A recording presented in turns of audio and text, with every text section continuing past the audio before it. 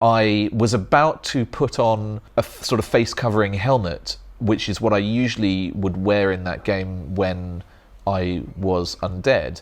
And I put it on, and then I thought, no, hang on. And I took it off, and I was like, no, actually, I'm going to put on this beret. And I was just a beret. It didn't do anything in particular. So I'm just going to be a weird skeleton creature wearing a beret. You know what? I'm a skeleton in a beret, and I look fantastic. That has obvious implications for how I relate to my own body and my own gender expression in meat space.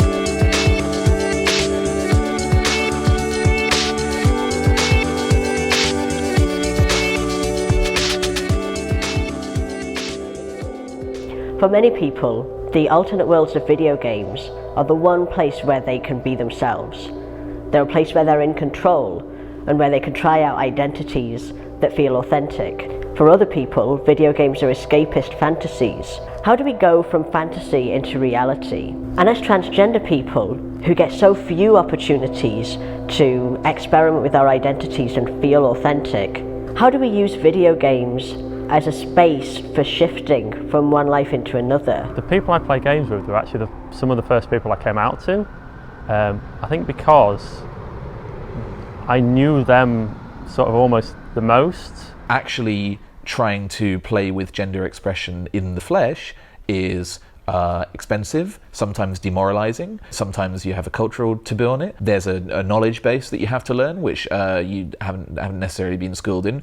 Being able to do it in idealized form in a simulation is obviously very useful.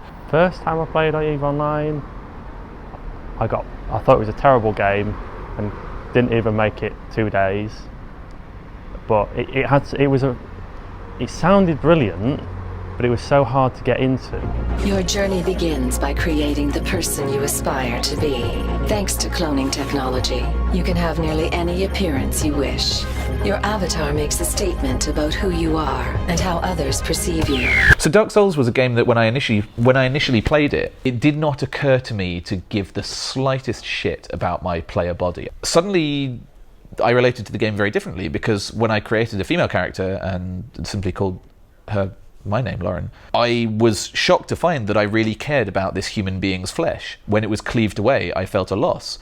When I used the resources and brought her back up from the undead into the human state, I was pleased, and then I was scared to lose that, and then when I did lose that, I felt very sad. I felt a real sense of connection to this body. Meeting Lauren and Louise, I was struck by the different spheres of reality represented by their explorations in game spaces.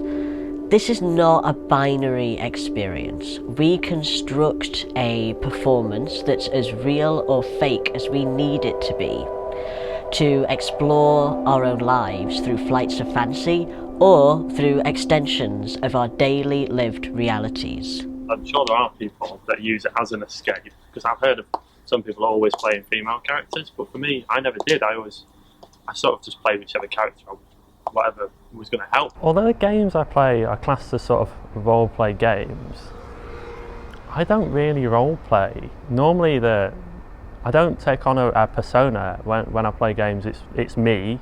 The people I play with know me as who I am. Most of them know my real name. I'm friends with them on Facebook and whatnot. Sort of a bit of an escape from things going on at home, because I sort of locked myself away in the bedroom and played them, which is probably why I played them a bit too much.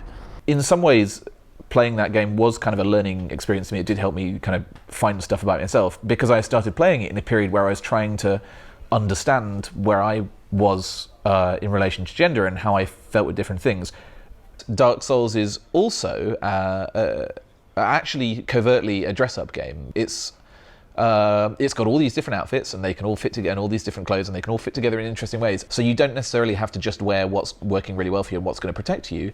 You can wear things that you think look good. For me, it was finding people I enjoyed spending time with that had sort of similar interests, and we did some really cool stuff in that game that I couldn't have done on my own. I could be confident and I could lead a group, but it also, you know, sort of learn to sort of trust people. So I've been questioning and exploring my gender identity for I think about two and a bit years now, and during that time it's gone all over the place, and it's gone through many different permutations and convolutions. Since you're not going anywhere just yet, let me show you a part of your new life. Video games have been quite important in the mix of tools which I use to understand how I feel about different things.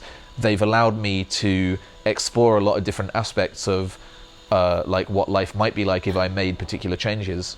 And they have also, on occasion, allowed me just to have an outlet if I'm feeling very dysphoric. Games can be a really good place to get a sense of like synthetic embodiment, which can wash that away for a little while. Lauren and Louise have both consciously used games, not just as escapes from their real lives, but as settings for meaningful personal growth. The epic space battles of EVE Online and the crushing trials of Dark Souls have acted as spaces for change that would have otherwise been found in the bricks and mortar blood and sweat of bars, nightclubs, churches, schools and universities. Anthropologists like to identify rites of passage, structures in a society that help people to change or to become who they were meant to be. In the 21st century, games are one of those structures. So, imagine how game design might change as people come to recognise how they can help us to develop and solidify our identities.